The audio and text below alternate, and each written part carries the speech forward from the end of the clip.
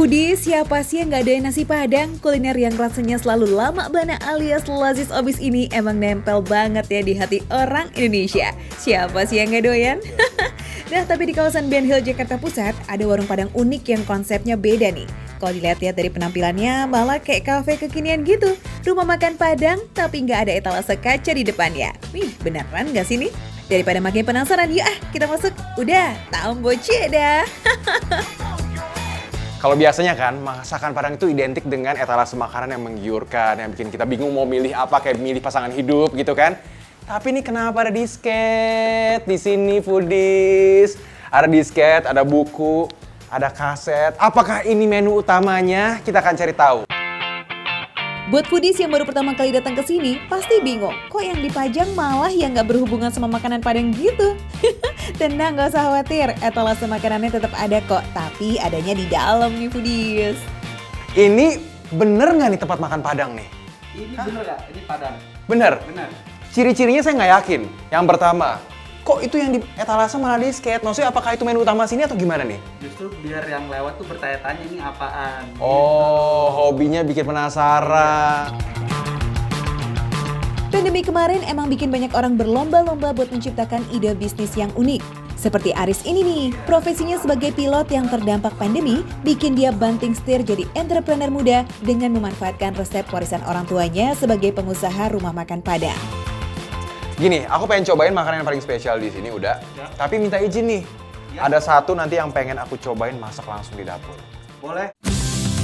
Yuhu, semua bahan untuk masak-masak hari ini udah siap nih foodies. Ivan bakal diajarin masak telur dadar Padang. Meskipun kelihatannya receh banget, cuma masak telur dadar, tapi eits, masak telur dadar Padang gak semudah itu Pelguso.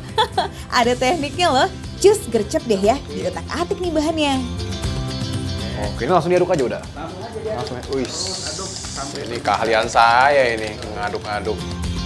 Nah foodies, telur dadar di sini memang dibuat secara fresh, kalau ada yang order baru dibuat. Ada yang menarik di sini nih, semua masakan di rumah makan Padang kekinian ini pakai kaldu jamur. Yes, no magic. Jadi di sini nggak pakai MSG sama sekali. Yang digunakan adalah ini Foodies. Tuh, kaldu jamur.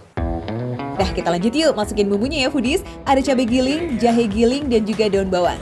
Jangan lupa ditambah tepung beras supaya bagian luar telur dadar jadi crispy dan renyah. Plus bawang putih nih yang bikin telur dadar jadi gurih. Udah, silakan tunjukkan ke Foodies. Ngaduk yang bener tuh kayak gimana supaya enak, supaya lamak bana gitu loh.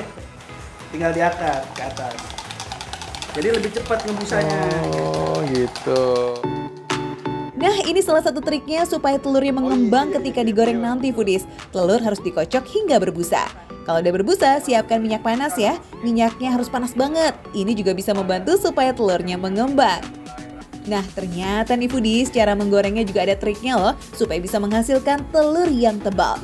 Bikin telur dadar Padang emang susah-susah gampang. Bahkan para karyawan di sini di training dulu sampai seminggu untuk bisa bikin telur dadar Padang yang perfect loh. Onde-mande. Tuanginnya ke tengah, pelan-pelan, jangan putus aliran telurnya. Gitu. Terus fokus di satu titik ya. Oke, yuk. Ya. Doakan saya Foodies. Ini masa depan saya. Kalau saya bagus ini saya bisa kerja di sini katanya. Terus, lebih cepat. Nah, kalau udah dituang ke dalam penggorengan, telur harus disiram-siram pakai minyak panasnya ya. Siram terus hingga matang foodies.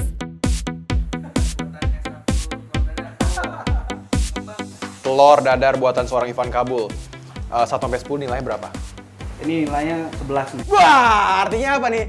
Antara nggak ternilai atau emang ini nggak masuk itu? Oh ya foodies, selain telur dadar, ada beberapa menu best seller lainnya yang wajib buat dicobain. Seperti cincang, tunjang, dan juga dendeng kering.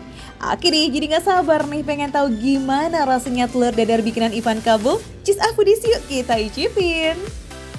Onde-mande Foodies, ini dia makanan udah dikeluarin. Ini adalah makanan terbaik di restoran Padang Kane Abis. Tapi aku mau kasih tips nih, gimana supaya Foodies kalau makan Padang itu enak tuh maksimal gitu. Jadi gini, kalau Foodies masih bingung, makan pakai tangan atau pakai sendok garpu, jelas jawabannya adalah pakai tangan. Itu benar-benar maksimal banget. Tapi jangan khawatir, kalau misalkan Foodies itu suka bingung nih, aduh tangan saya bersih nggak ya, higienis nggak ya? Jelas, supaya higienis, supaya bersih, supaya steril, pakai yang pasti-pasti aja, pakai yang praktis, tinggal semprot.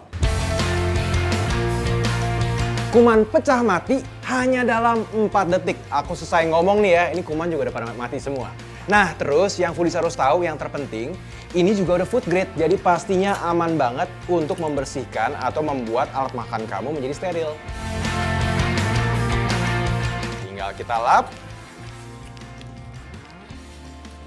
Tapi sendoknya nggak kita pakai buat di sini, taruh di lauk buat kita ambil.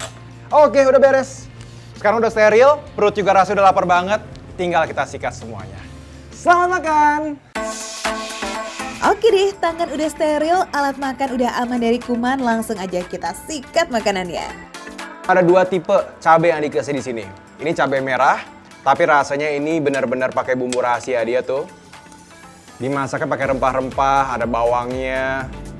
Iya wangi. Nah, yang ini yang spesial nih. Namanya sambal tanak. Jadi ini dimasak pakai santan katanya. Ntar kita buktikan. Dan denger-dengar nih, sambal tanak ini resep turun-temurun sejak tahun 65. Dari segi rasa, udah pasti dong gak usah diragukan lagi foodies. Oke foodies, aku mau kenalin temen aku yang pertama. Ini dia yang aku masak tadi. Ini adalah makanan paling hits yang ada di restoran Padang ini. This is it. Telur dadar. Nih, ya.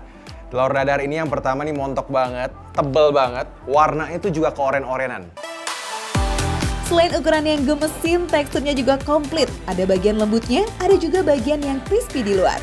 Biar cuma telur dadar, tapi jangan disepelein ya foodies, ini telur bukan sembarang telur. Rasanya gurih, bumbunya juga berasa gitu karena tadi ada campuran bawang putih dan juga jahe gilingnya yang bikin gak amis. Foodies, ini benar-benar telurnya se-recommended itu kalau kamu pesen online di sini atau datang langsung ke sini, ini wajib banget. Nah foodies, ini yang menarik nih dari masakan Padang Kane Abis. Kalau biasanya masakan Padang disajikan dengan daun singkong rebus, di sini kita dapat kangkung crispy sebagai penggantinya. Ini sih terobosan baru ya dalam dunia pernasi Padangan. Tapi dari kangkung crispy ini justru bikin sensasi baru ketika makan nasi Padang. Ada kriuk-kriuk kayak gitu, asik banget loh pokoknya. Dengerin ya, kita ala-ala ASMR nih. Kriuk-kriuknya biar kamu denger nih.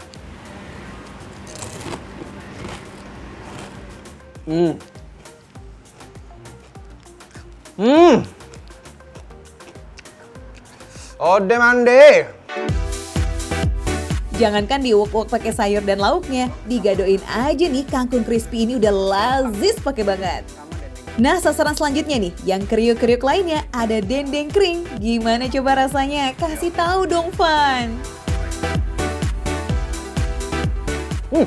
Nice. Dia nggak terlalu tebel potongannya.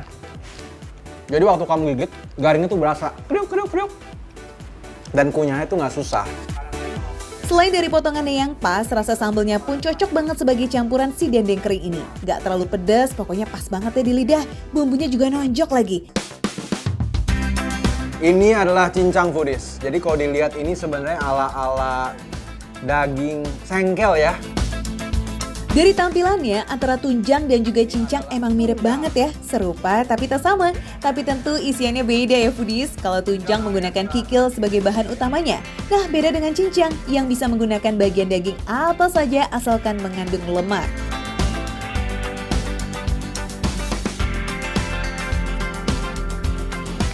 I love this. Meskipun dia itu rada tebel nih, dipotongnya gede-gede ya. Ini nggak bikin kamu gigitnya ngunyahnya susah. Tapi justru puas. Dan yang kedua, waktu aku makan, aku jatuh cinta banget. Falling in love banget nih. Sama kuahnya. Meskipun baru buka outlet sekitar 1 tahun, tapi masakannya nggak kalah otentik dengan rumah makan Padang yang udah senior. Jadi fix ya foodies, meskipun bergaya fancy, rumah makan Padang yang satu ini tetap masuk kategori makan receh. Tahu nggak kenapa? Ayo, kenapa coba? Karena paketnya ternyata untuk makan Padang yang kekinian ini dimulai dari Rp18.000 saja. Wow! Oke, jadi intinya secara harga, secara rasa ini benar-benar approved by Makan Receh. Dadah, aku makan lagi ya.